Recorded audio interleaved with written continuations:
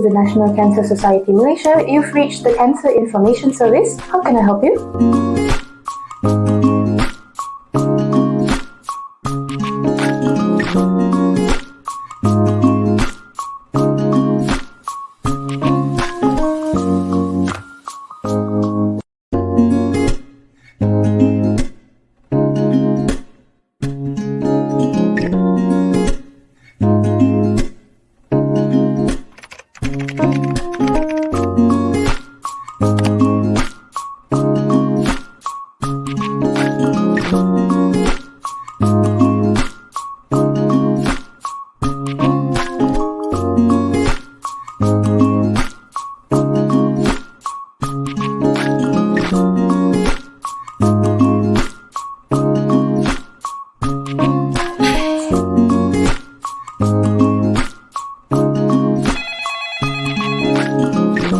Hello, this is the National Cancer Society Malaysia. You've reached the Cancer Information Service. How can I help you?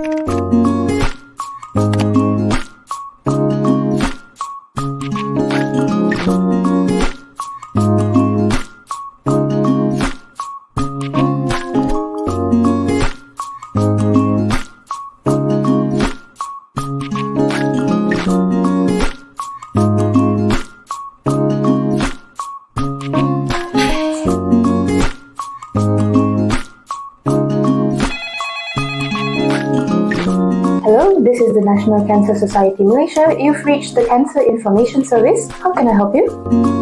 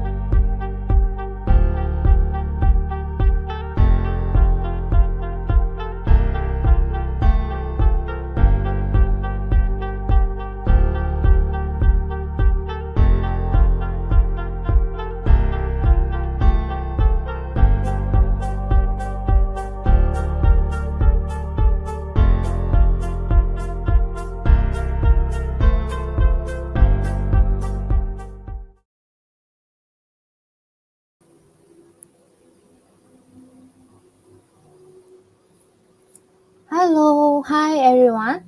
Okay, so thank you for joining us yet again for today's cancer nutrition mythbuster session. Okay, so if this is your first time watching, I'm Michelle, an in-house dietitian at National Cancer Society Malaysia.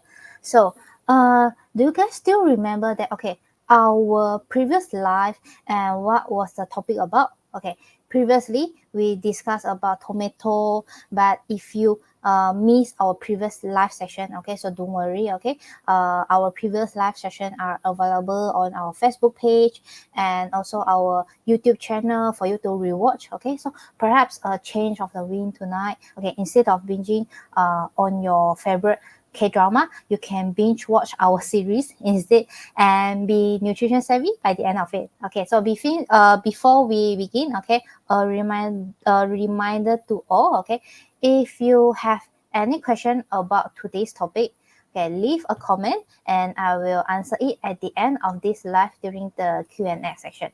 Okay, so now let's start with our today's topic, okay, which is on the tea. All right.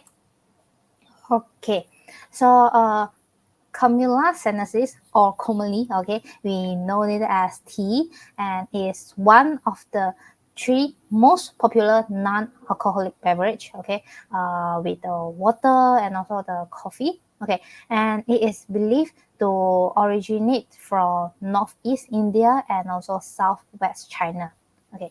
Tea consumption is expanding all over the world now, okay, and then the words tea consumption is highest for the black tea, and then followed by green tea, and then oolong tea and white tea.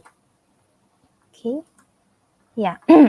So generally, tea can be classified into 6 types based on the degree of the fermentation or the oxidation it undergoes during the processing. Okay, for example, green tea is unfermented type of tea, okay, meaning the leaves are heated shortly after harvest to prevent the oxidation.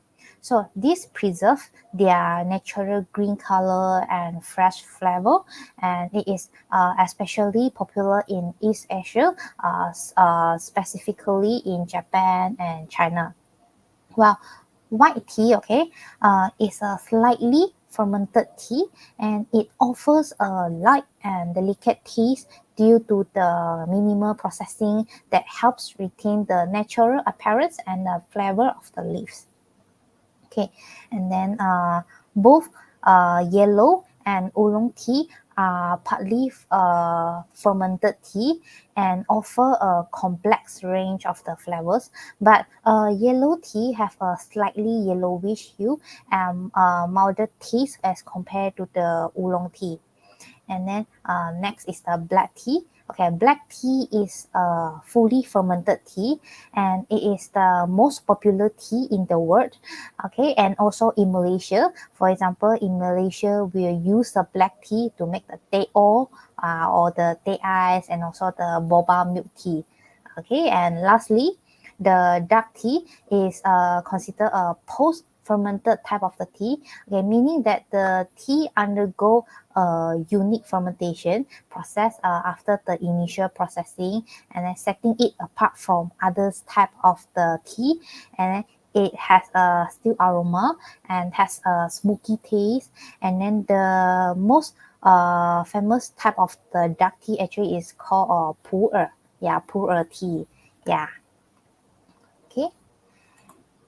Yeah, so the tea processing actually involves several steps that transform freshly harvested tea leaves into the various type of tea that you enjoy the worldwide. Okay, while specific processes may vary based on the types of the tea being produced, and it can briefly summarize as the fermentation, watering, rolling, fermentation, and also the drying steps. Okay, so for example, yeah, the fixed section, okay, it means the leaves are subjected to heat to preserve the desired level of the oxidation. Okay, and then the watering, it means the freshly plucked tea leaf are spread out in a controlled environment to reduce the moisture content. So after that, the dry leaf are rolled or crushed to release the enzyme, and they will start the oxidation. Okay, this is actually called rolling. And last, before drying the process, some of the tea will undergo their unique and also a crucial manufacture process, such as like yellowing, and then for yellow tea, and then fermentation for black tea, and post fermentation for dark tea. Okay, so tea, it does contain a significant source of the vitamins, okay, but it does contain various beneficial compound. Okay, first, tea contain caffeine. Okay, though usually in smaller amounts as compared to the coffee, but it has the ability to stimulate the central nervous system. Okay, next, okay, tea also rich in the antioxidants like the catechin and also the tiflavin. Okay, both of these are the antioxidant. And then I will explain in more details about these two, okay, in the next slide. Okay, not only that, okay, tea, it does contain the amino acid as well, but it's not that significant. Okay, so amino acid actually is the simplest form of the protein.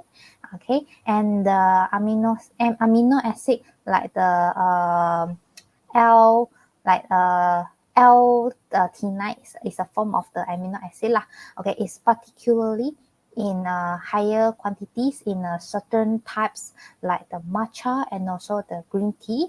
Okay, it has the potential calming effects and its ability to promote the relaxation without causing the drowsiness. Okay, and lastly, tea also provides some minerals such as potassium, magnesium, and sodium.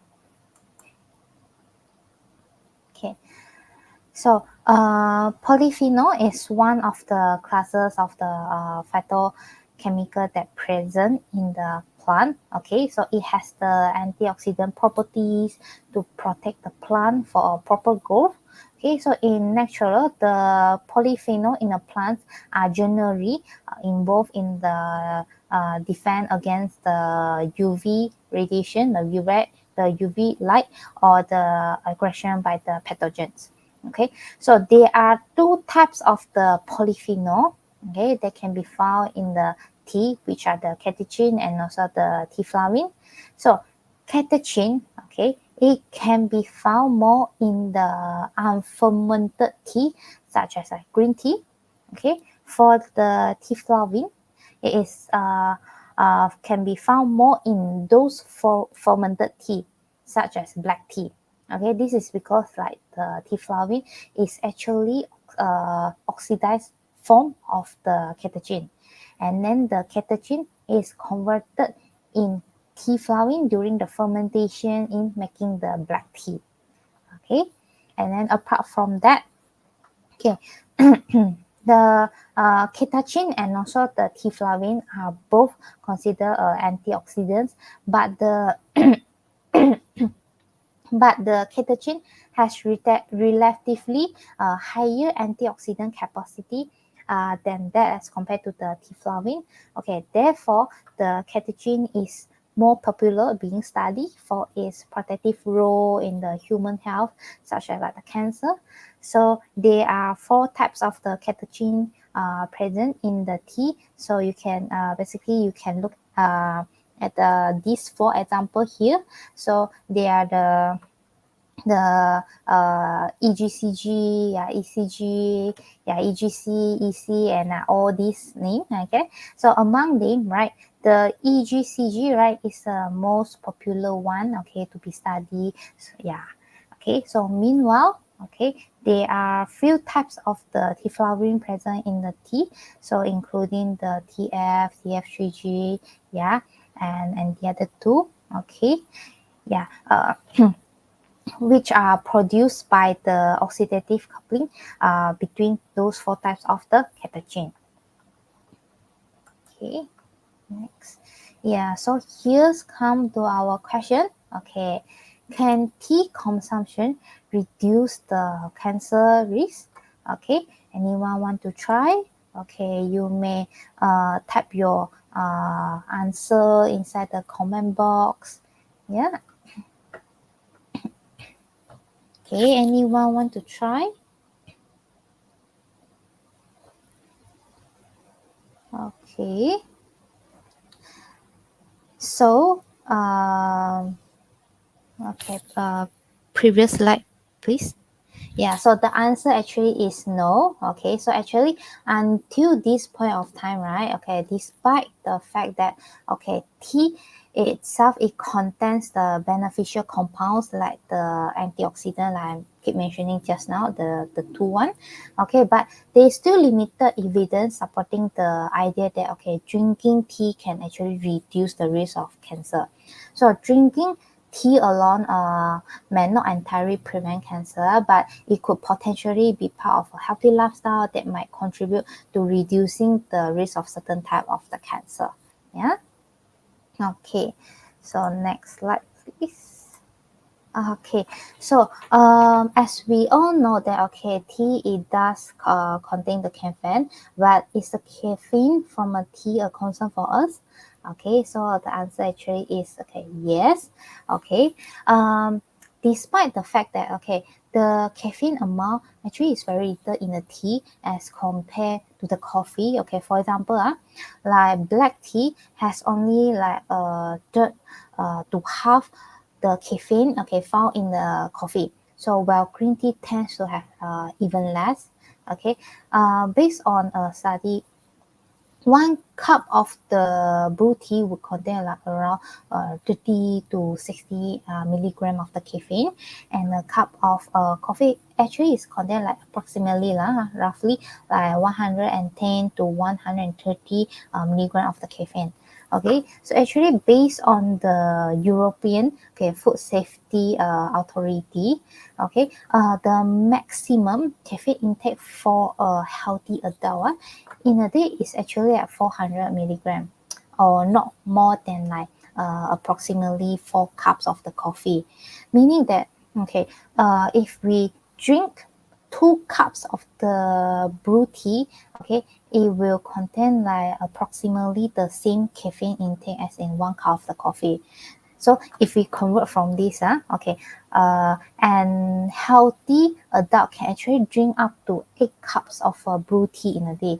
But this is not that very realistic to drink that large amount of tea in a day, because like the numbers of the cup of the tea that you can safely drink okay in a day actually it depends on your caffeine sensitivity, your overall health, and any existing medical condition. Okay, as some people okay they will experience restlessness or anxiety or any or like insomnia or disrupt their sleep after drinking the tea. So actually it's based on how your body react to that. Okay, so therefore usually in a general, right, moderate caffeine intake actually is recommended for most of the people.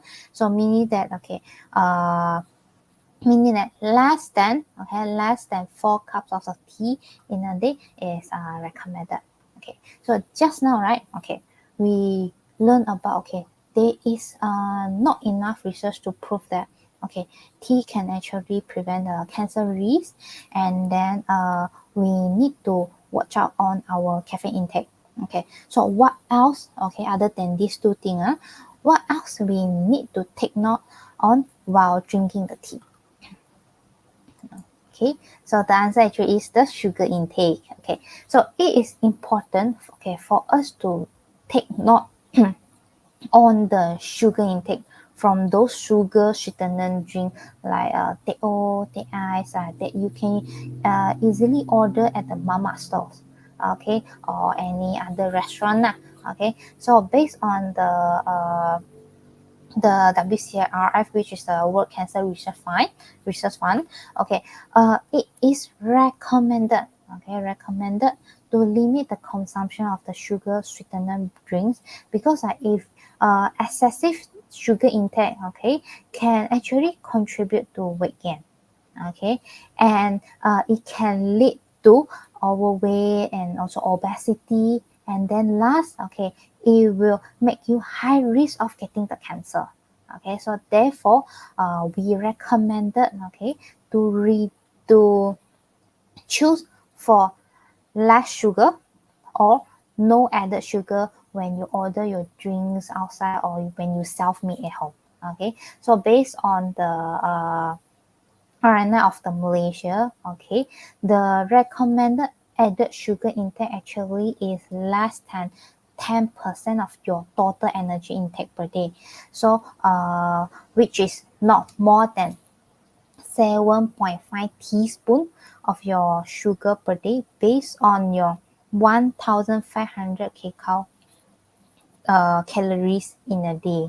So this is the example, like if your requirement is like 1,500 kcal, and then the recommended intake for the added sugar is actually not more than 7.5 tablespoons of the sugar.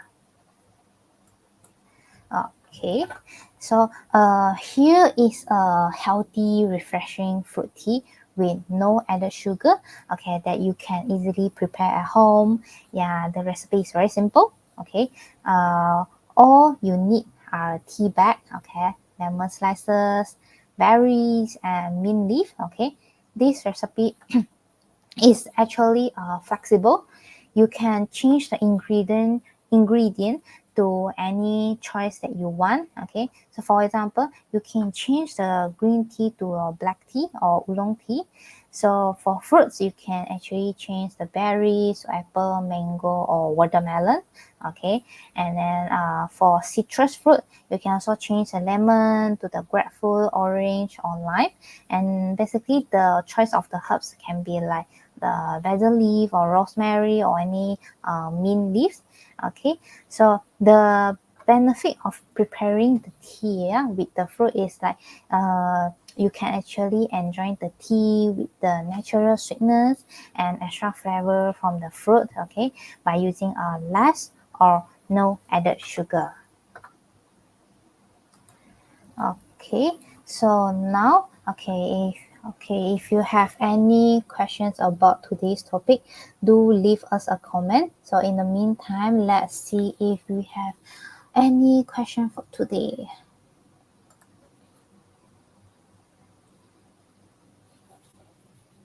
Okay, the first question is from Kali. He asked about, does milk tea gives the same nutrition, or it cancels out the benefit of tea? Okay, does milk tea give the same nutrition, or it cancels out the benefit? Okay, so do you mean by like the antioxidant?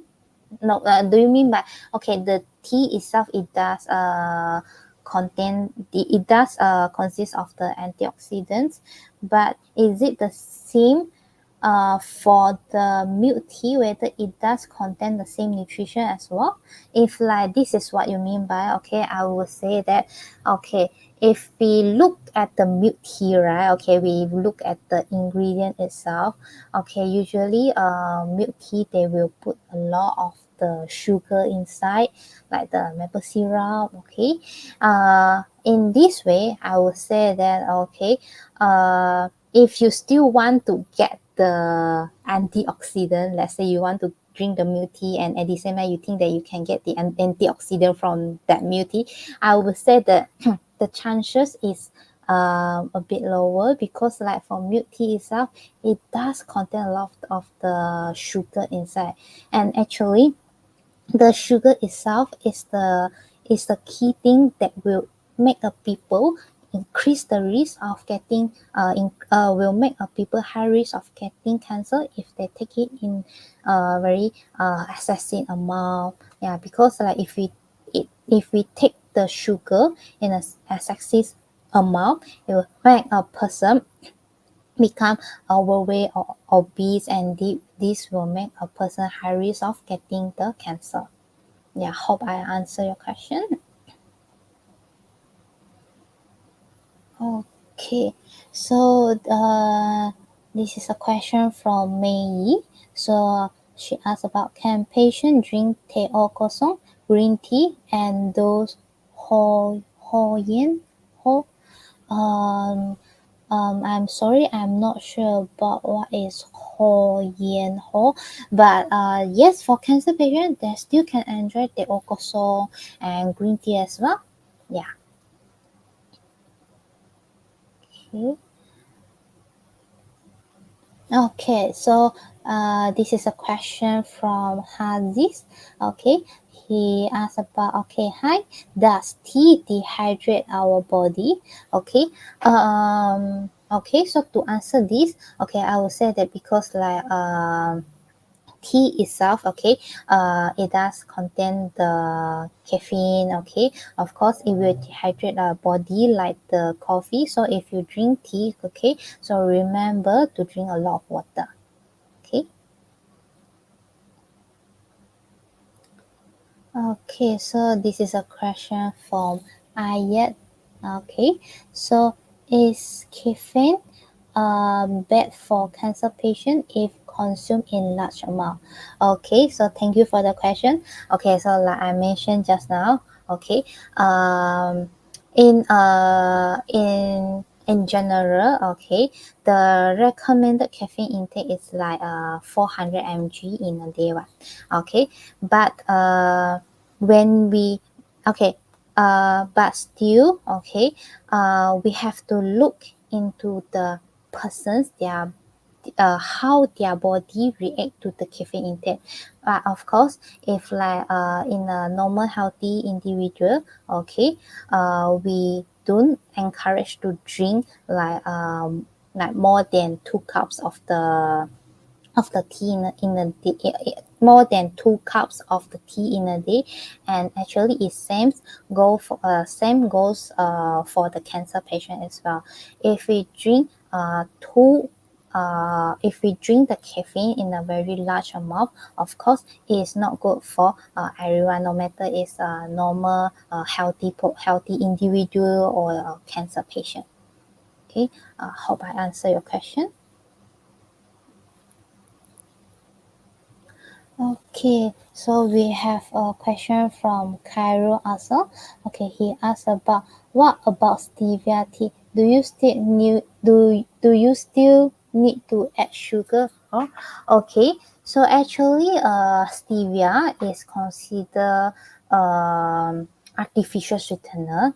Okay, usually, we will encourage like those who have diabetes. Okay, if they really cannot cut down their sugar intake, okay, we will ask them to get to use stevia as a replacement of the sugar.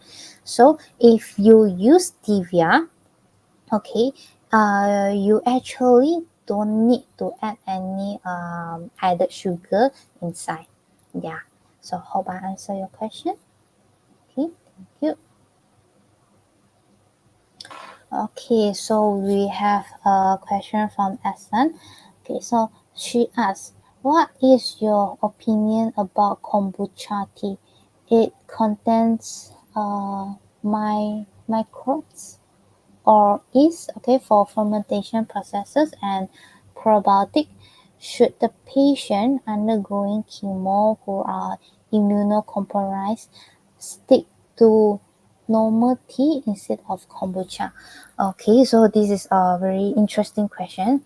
Okay, so to answer this, okay, I would say that for those patients who are immunocompromised, right? Usually, we will try, okay, not to take any food, okay, including like those yogurt or like because our yogurt itself, it does contain the bacteria. Okay, even though that we know that is a good bacteria like this kombucha tea, okay, because when it undergo the fermentation, it will have this the bacteria, the good bacteria, okay, and also like the probiotic.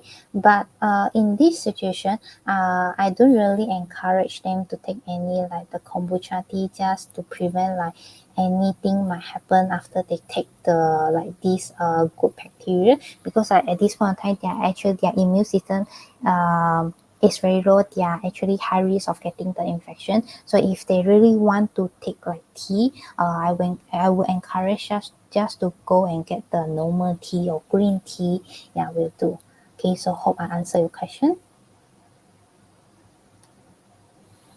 Okay, so this is the question for Adrina. Okay, so she asked, is it true that green tea helps with weight loss?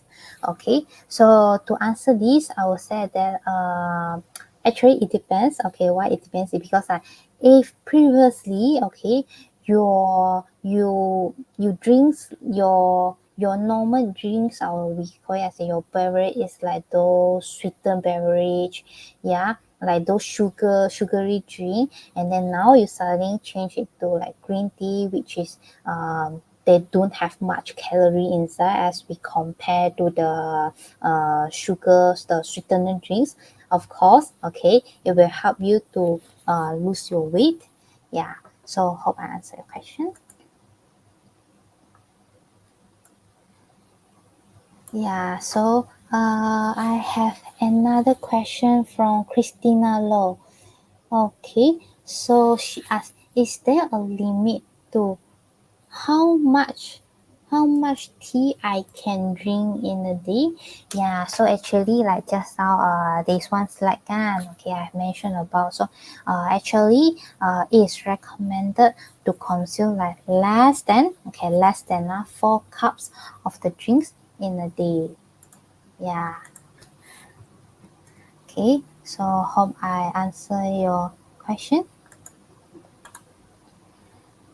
Yeah, so okay, so looks like we do not have any further question. Okay, so let's move to the takeaway of the day. Okay, so the first thing is, okay, there is limited evidence to support the idea that drinking tea can actually reduce the risk of the cancer. And then the second one is, okay, even though that the caffeine amount is very little in the tea, but we still need to watch out on it. Okay, it is recommended to take less than 4 cups of the tea in a day. And then the last is, remember to choose for those less sugar or no sugar added when you order your teh ice, yeah, at the mama store or any restaurant that you go. Okay. Yeah. So, okay, so next, okay, I'm pleased to share that our upcoming live session on the 6th of February, also Tuesday, will be our Chinese New Year special. Yeah, so we will invite a speaker, okay, to join with us, and we will discuss on the food item that we will usually see during the Chinese New Year. Okay, yeah, so stay tuned for that. Yeah. And if you have any question, okay, please call our toll-free helpline, okay, at 1-800-88-1000. And thank you so much for joining me tonight. And yeah, and I hope to see you all again soon in the next section.